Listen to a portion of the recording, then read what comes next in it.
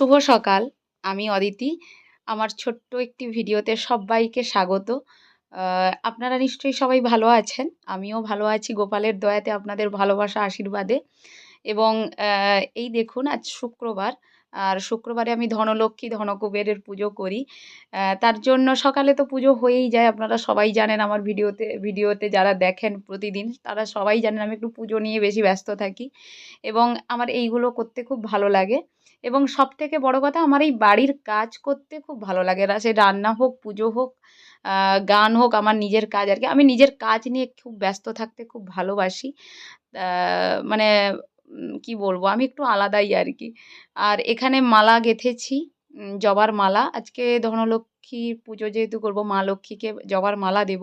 আর এই থালা ভরা রং বেরঙের ফুলের ভরা থালা দেখলে, পুজোর থালা যদি হয়, তাতেই মন শান্তি হয়ে যায়, মন ভরে যায়। এবং ভগবানের চরণে ফুলের কত ভাগ্য বলুন। ভগবানের চরণে মানে প্রথমেই সে মানে সহজেই যেতে পারে। ভগবানের চরণে তার ঠাঁই মেলে, আমাদের তো মেলেই না, মিলবে না হয়তো কোনো দিন। তো যাই হোক, পঞ্চামৃত করব, তার জন্য ঘটিতে দুধ নিয়েছি। প্রতিদিন যেহেতু আমার গোপালের দুধ আসে ঠাকুরের জন্যই। আর গোপাল থাকা মানে দুধ ছাড়া হবেই না, মানে গোপাল আমার দুধ ছাড়া তো আর কিছুতেই সন্তুষ্ট নন।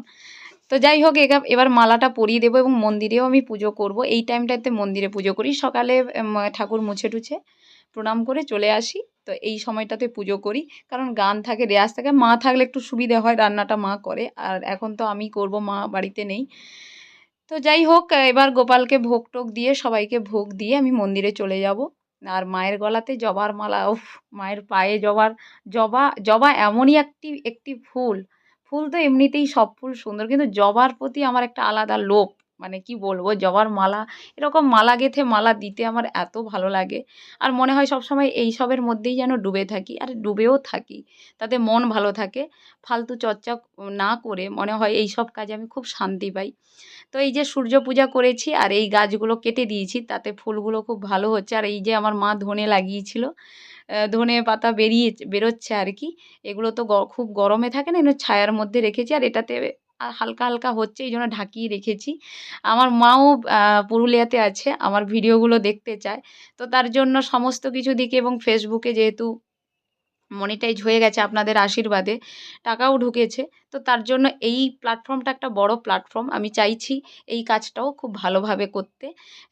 সমস্ত কিছু যেন ব্যালেন্স করে শুধু কাজের মধ্যেই যেন ডুবে থাকতে পারি। আর এখানে দেখুন, এটা শনিবার অমাবস্যা। পুজো টুজো হয়ে গেছে সকালে।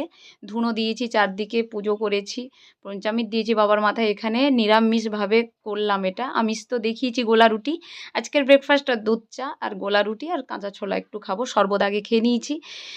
এটা যারা রুটি খেতে পছন্দ করেন না, এইভাবে গোলা রুটি বানাবেন, খুব ইজি আর খুব কম সময়ে হয়ে যায়।